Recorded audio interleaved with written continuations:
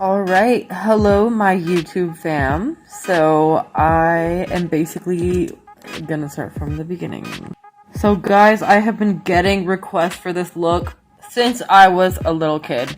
It's a really simple thing. You guys can do it in these easy steps, and it's simply the way that I get my wavy ass gorgeous hair that I love to put, almost like a little, I guess, brown girl afro. So I start off with wet to dry towel dye hair, and I put on any type of serum, right? These are two different serums.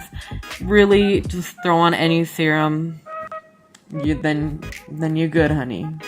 As long as you got that nice moisturized hair. You do not want it to look too dry, especially with this crimped out kind of look we got going on here.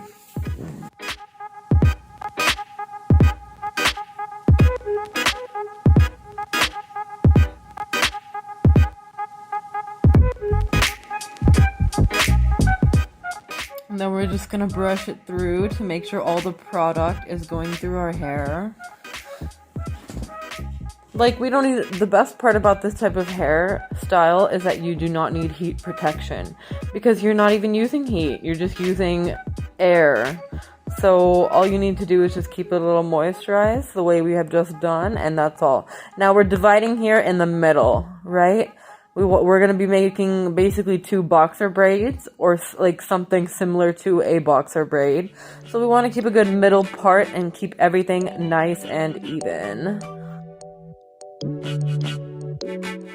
So whenever I start off my boxer braids, I take the biggest chunk that's right, basically kind of like a square, right at the like base of my head where my even middle part is, and I just divide it by 3, and that 3 I start braiding it into a French braid.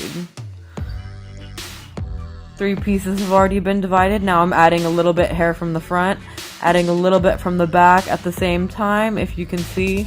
And we're just making some French braids. If you guys don't know how to make a French braid, then go watch a YouTube video, honey. I can't explain that to you now. It's a bit too late for it. You're too old for that. And don't be afraid to make it messy, because these will be some crazy waves. You want this hair to be kind of crazy and beachy. At least that's the way I've always kept it. So you definitely don't have to mind if it's messy or not, especially since your hair is wet. It's going to be really hard to make it nice and even and clean anyways. Putting that shit in a boxer braid.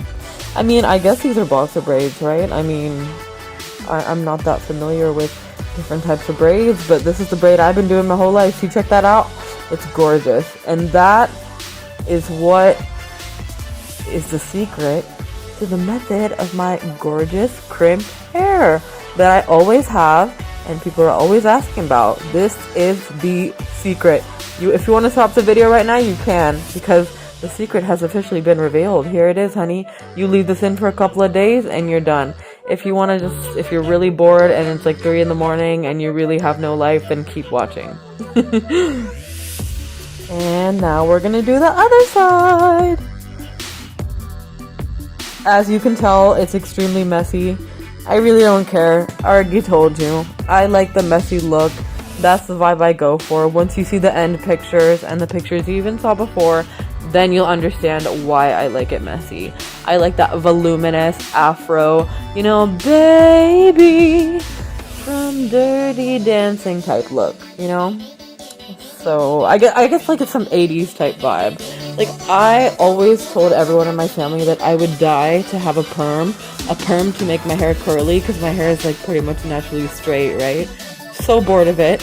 I would die to have a perm, but my sister got a perm once. It really messed up her hair. Really, so I just like to braid as far down as I can to the very, very end, because I don't like to give that crimped look where your hair is completely wavy until the very end where it's like a little straight piece.